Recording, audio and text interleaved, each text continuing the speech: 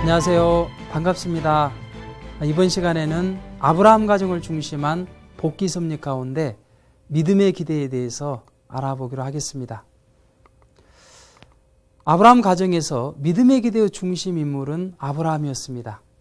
아브라함은 노아 가정에서 실수했던 모든 내용들을 탕감 복귀하는 입장에 서야 했습니다.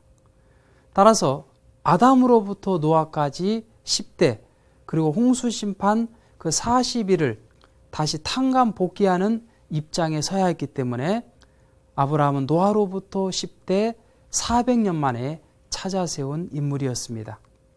그리고 노아가 믿음의 조상의 입장을 잃어버렸기 때문에 아브라함은 믿음과 충성으로 상징 헌제를 드려야만 했습니다.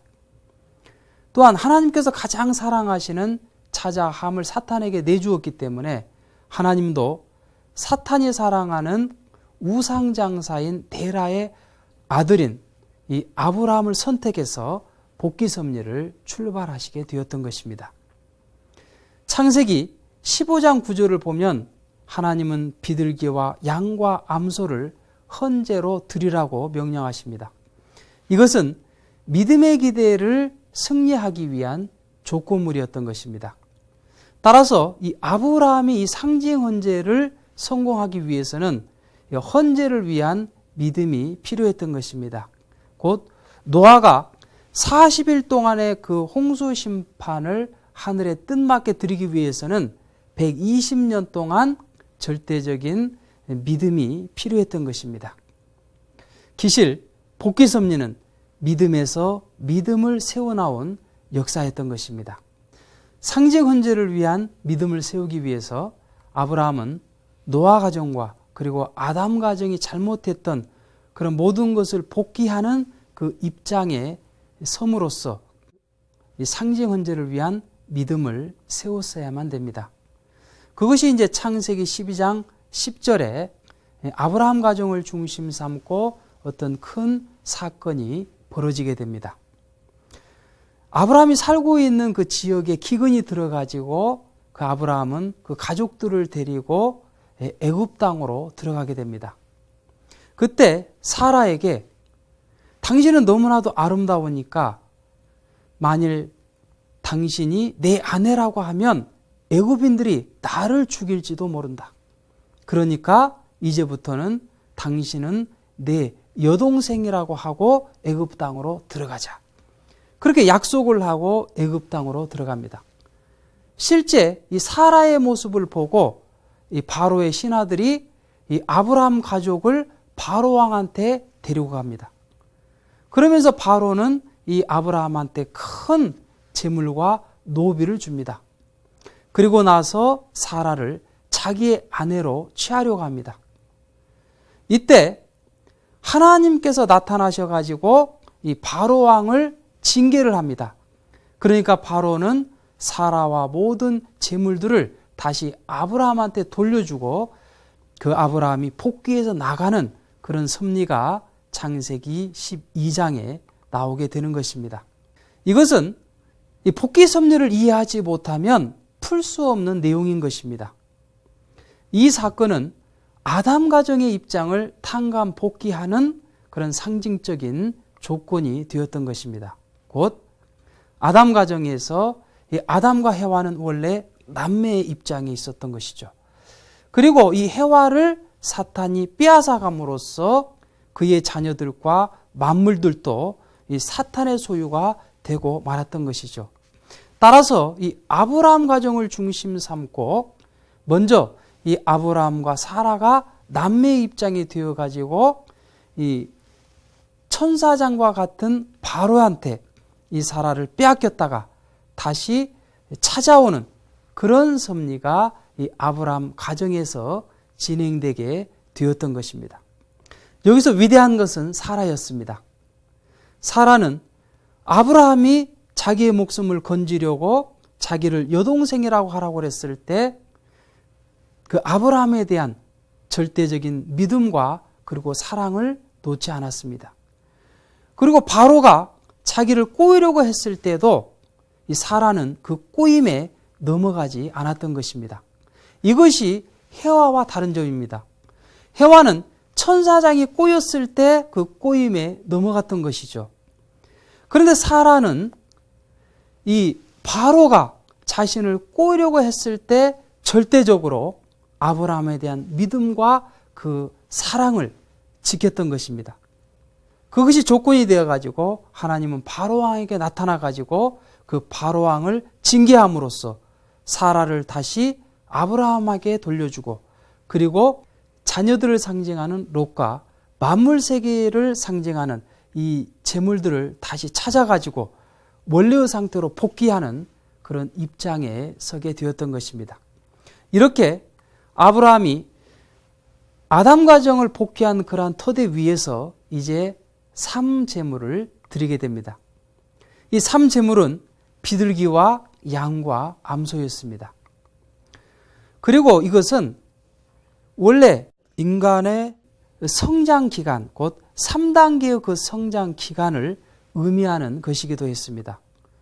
또한 뜻으로 보면 아담과 노아와 아브라함은 3대와 마찬가지였습니다. 따라서 이 아담으로부터 잘못되어졌던 모든 그런 내용들을 아브라함을 중심하고 일대에 횡적으로 탕감복귀하려고 했던 것이 바로 이 3제물의 의미였던 것입니다. 그러면 아브라함은 이 상징 헌제를 어떻게 드렸을까요? 하나님은 이 상징 헌제를 쪼개서 드리라고 합니다. 아브라함은 양과 암소는 쪼갰는데 비둘기는 쪼개지 않고 드렸다라고 창세기 15장 10절 이하에 보면 나오게 됩니다. 그때 솔개가 비둘기 위에 임해가지고 사탄이 침범함으로써 이 양과 암소도 역시 사탄의 소유가 되고 말았던 것입니다. 따라서 그날 저녁에 하나님께서 아브라함에게 나타나가지고 너희 후손들은 400년 동안 애굽 땅에서 고역할 것이다 라고 이 아브라함에게 말씀하는 장면이 나오는 것입니다. 그러면 비둘기를 쪼개지 않은 것이 왜 죄가 되었을까요? 쪼갠다는 것은 아담 가정에서 가인과 아벨을 선과 악으로 갈라세운 입장을 복귀하는 내용이었던 것입니다. 그리고 노아 가정에서 40일 홍수 심판을 통해서 선과 악으로 갈라세운 입장을 다시 복귀하는 그러한 내용이었고, 사탄 세계에서 선 주권의 세계를 분립하는 내용이었던 것입니다. 또한 사탄과 혈연 관계를 맺음으로써 사망의 피가 우리 인간에게 들어갔는데 그런 사망의 피를 뽑아서 성별하는 의미가 있었던 것입니다.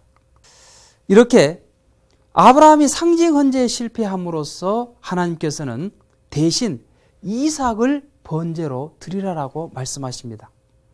그렇다면 이 아브라함은 왜 상징 헌제에 실패했는데 다시 이삭을 헌제할 수 있는 그 입장에 설 수가 있었을까요? 그것은 아담 가정에서 아벨이 믿음의 기도를 성공했었고, 노아 가정에서 노아가 그 믿음의 기도를 성공한 그 터전 위에 아브라함이 있었기 때문에, 이미 2번씩이나 그 믿음의 기도를 성공한 그 터전 위에 있었기 때문에 아브라함은 한 번 실수는 했지만 다시 한번 하늘 앞에 그 믿음의 기도를 세울 수 있는 그 조건이 성립되었던 것입니다. 따라서 아브라함이 이삭 헌제를 하기 위해서는 먼저 아담 가정을 복귀하는 상징적인 탕감 조건을 세워야만 되었던 것입니다. 그렇기 때문에 성서를 보면 창세기 20장 1절 이하에 아브라함과 사라가 다시 남매의 입장이 되어가지고 아비멜렉 왕에게 이 사라를 빼앗깁니다. 그러니까 하나님께서 나타나가지고 아비멜렉을 징계하니까 이 아비멜렉은 사라와 그 노비와 재물을 아브라함한테 다시 돌려줌으로써 아브라함은 아담 가정을 복귀하는 그런 입장에서 이삭을 헌제로 드리게 되었던 것입니다. 그리고 그 터전 위에서 이제 아브라함이 이삭 헌제를 하게 됩니다. 이삭 헌제를 하는데 3일 노정이 걸렸다고 성서는 기록하고 있습니다. 아브라함이 이삭을 데리고 모리아 산으로 올라갑니다. 그러면서 장작을 메고 있는 그 이삭이 아브라함에게 물어봅니다. 아버지, 풀과 나무는 있는데 하나님께 드릴 그 제물은 어디에 있습니까? 이때 아브라함은 하나님께서 예비해 놓았다라고 말을 합니다. 그런데 3일 동안 그 모리아 산으로 올라갈 때 아브라함의 모습은 근심과 걱정으로 가득 차 있습니다. 이삭은 아브라함의 걱정과 근심을 덜어드리고 싶었습니다. 어떻게 하면 아브라함을 대신해서 그 아브라함이 걱정하고 있는 내용을 풀어드릴까를 염려했습니다. 그러면서 이 3일 노정은 아브라함과 이삭이 심정적으로 일체되는 기간이었습니다. 그리고 이제 아브라함이 제단을 쌓고 이삭을 그 제단 위에 올려놓고 번제를 드리려고 했을 때 이삭은 거기에 반항하지 않았습니다. 이처럼 아브라함의 절대적인 하나님에 대한 믿음과 충성, 그리고 이삭의 아버지에 대한 절대적인 믿음과 절대 복종이 곧 심정일체를 이룸으로써 아브라함이 이 이삭을 죽이려 했을 때 사탄은 그때 분립이 되었던 것입니다. 그러면서 천사가 나타나서 아브라함아, 아브라함아, 그 행동을 즉시 멈춰라. 이제야 네가 하나님을 경외하는 줄을 내가 알겠노라 라고 말을 했던 것입니다. 그 이제야라는 말 속에는 상징 헌제를 실패한 것에 대한 질책과 그리고 이삭 헌제에 대한 그 성공에 대한 기쁨이 더불어서 묻어난 말이었던 것입니다. 이렇게 이삭 헌제에 성공함으로써 아브라함과 이삭은 사망에서 부활된 입장이 되었습니다. 아브라함이 이삭을 죽이려 했을 때 단순히 이삭만 죽이려 한 것이 아닙니다. 곧 자기 자신이 죽은 것과 같은 입장에 섰던 것입니다. 따라서 아브라함과 이삭은 한 몸이 되었습니다. 그리고 이삭이 믿음의 기대의 중심 인물에 섬으로써 이제 이삭과 아브라함이 한 몸이 되어가지고 그 순양을 하늘 앞에 번제로 드림으로 말미암아 이삭을 중심 삼은 믿음의 기대가 성공할 수 있게 되었던 것입니다. 이처럼 아브라함 가정에서 위대한 것은 부인 사라의 남편에 대한 절대적인 사랑과 그 부모의 사랑을 지켜보면서 자란 이삭의 아버지에 대한 절대적인 믿음이 결국 믿음의 기도를 승리할 수 있게 되었다는 것을 볼 때 가정 안에서 이루어지는 믿음과 사랑이 하나님의 뜻 앞에 얼마나 크게 작용하는지를 알 수 있게 되는 것입니다. 그러면 다음 시간에는 아브라함 가정에서 실체의 기대를 어떻게 이루었는지를 알아보기로 하겠습니다. 감사합니다.